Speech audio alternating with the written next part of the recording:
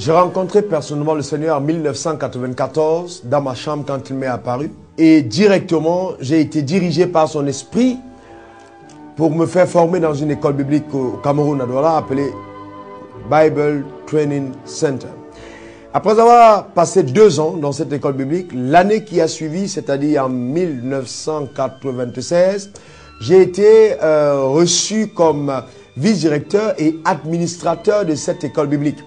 Et la même année, le Seigneur a parlé à mon cœur et il m'a orienté pour une formation supplémentaire en Sierra Leone, dans une école missionnaire appelée Missionary Training School.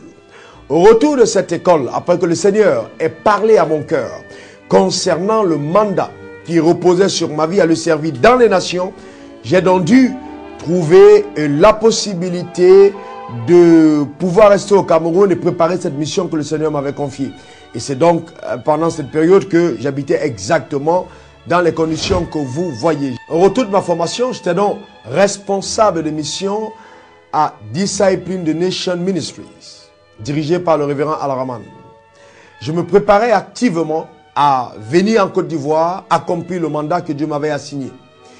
Je précise que mon père était commissaire de police et ma mère ménagère, vivait dans des conditions assez modestes. Mais j'ai pris sur moi la responsabilité d'accepter les conditions dans lesquelles Dieu me mettait et de le servir là où vous le voyez. J'avais cette conviction profonde au fond de mon cœur, selon les paroles qui m'avaient été adressées, que le Dieu qui m'appelait était fidèle. D'ailleurs, la résolution de mon âme était claire. J'étais prêt à mourir pour cet évangile. J'étais prêt à sacrifier tout pour servir le Seigneur, tellement la passion de l'Éternel embrasait mon âme. Cette passion que j'essaye de garder dans mon cœur jusqu'aujourd'hui. En fin 98, j'ai donc décidé de quitter le Cameroun pour arriver en Côte d'Ivoire, là où le Seigneur m'avait envoyé. Il m'avait donné ce mandat clair. Je t'envoie dans cette nation, apporter la parole de foi à mon peuple et permettre à mon peuple d'entrer dans son héritage pour accomplir sa destinée. N'ayant pas de moyens, j'ai donc fait un stop au Ghana où je suis resté pendant 1 mois. Et ensuite, je suis venu en Côte d'Ivoire par bus. J'ai passé mes premières nuits à la gare Stif, à la gare de bus, à Djamé. Ensuite, j'ai été recueilli par des réfugiés. À Abobo, je suis resté pendant 3 mois. Mais au fond de mon cœur, il y avait une mission accomplie. J'avais reçu un appel de Dieu. J'avais reçu un mandat de la part du Seigneur. Et donc, nous avons donc commencé en Côte d'Ivoire des écoles bibliques avec une équipe apostolique. Il y avait le révérend Moses Foya et le révérend Jefferson Tapla qui venait du Libéria. Et ces écoles bibliques, c'est donc des écoles qui subissent aujourd'hui Living Waters Ministries. En début 2000, après avoir formé la première et la deuxième année, après susciter une relève à l'école biblique, j'ai entendu une instruction claire du Seigneur. Je ne t'ai pas appelé vers une école, mais j'étais appelé vers mon peuple. C'était là la naissance des Nuits des Oracles. Et Nuits des Oracles, c'était une plateforme interdénominationnelle qui a été suscitée par l'Esprit de Dieu dans le but de changer l'atmosphère spirituelle du pays et d'amener le peuple de Dieu à désirer l'enseignement de la parole. Je m'étais rendu compte que dans le pays, beaucoup de personnes s'attachaient aux prophéties et s'attachaient plutôt à la manifestation de la puissance de Dieu, mais pas au Dieu qui manifeste la puissance. Donc le but de cette plateforme était de changer l'atmosphère et de susciter dans le corps de Christ un esprit d'excellence. Élever une nouvelle race de prédicateurs et d'enseignants de la parole de Dieu avec pour but d'avoir le regard rivé vers le Seigneur et d'amener le peuple de Dieu à une vraie adoration. Après les Nuits des Oracles, nous avons donc eu une nouvelle orientation. Nous avons mis sur pied la plateforme appelée le cri du Macédonien. Il y avait une interpellation, il y avait un cri, il y avait un besoin. La parole de Dieu devait être enseignée de façon assidue, de façon régulière.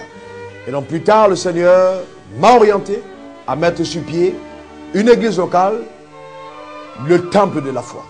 Après le temple de la foi, Dieu a continué à nous parler. Et dans l'obéissance, nous avons mis sur pied une plateforme appelée l'école de la royauté dans le but de former et équiper des hommes d'affaires afin qu'ils puissent entrer dans leur destinée, servir Dieu dans le monde des affaires avec l'intelligence et la sagesse de Dieu.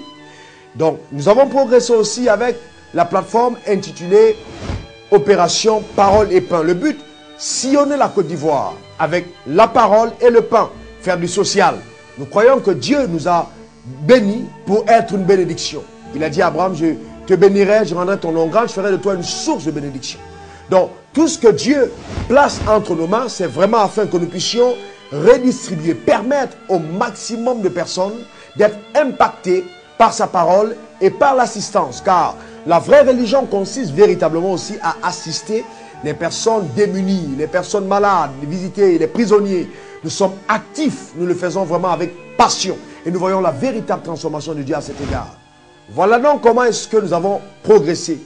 Mais avant l'église locale, je voudrais rappeler que j'ai reçu de Dieu la sagesse de mettre sur pied des plateformes d'affaires pour pouvoir permettre, faciliter le transfert des ressources entre les mains des Égyptiens vers le royaume de Dieu.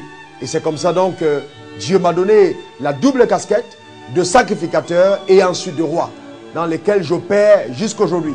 J'ai vu la fidélité de l'Éternel, j'ai vu sa récompense. Il y a des choses auxquelles je ne m'attendais pas. J'ai vu l'Éternel faire des miracles incroyables. Et je veux vraiment t'encourager en te disant ceci.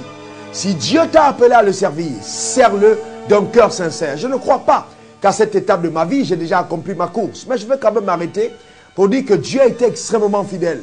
Je vois autour de moi une plénitude de manifestations, de mouvances de sa puissance. Je vois des âmes gagnées, transformées, des témoignages incroyables de la fidélité de Dieu dans les vies de son peuple. Et pour moi, c'est une grande récompense, une fabuleuse récompense.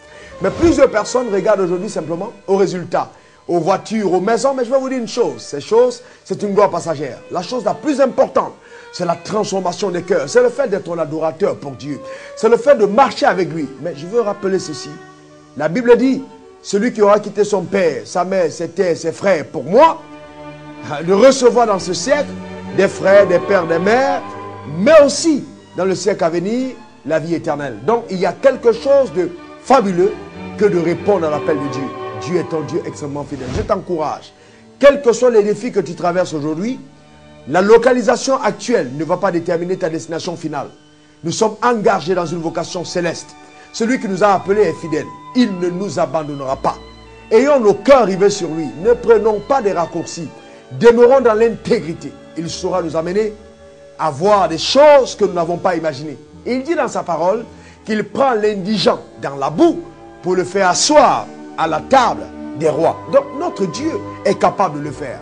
Mais que notre cœur et notre regard soient rivés sur lui et lui seul, qui est l'auteur et le consommateur de notre foi.